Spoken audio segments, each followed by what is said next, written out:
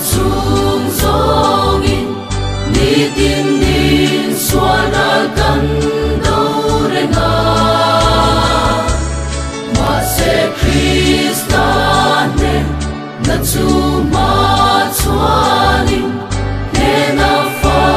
te kan kal zel do ne in do na chulal pa in do na ni a ne na chulal pa ta ni si a hallelujah ti a ne na la sa zeli ne na kan puang zel do ne tulal pa fakir taksa ilaon rima ilangin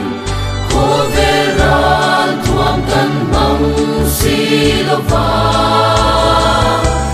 swal pulpui ngeta te chia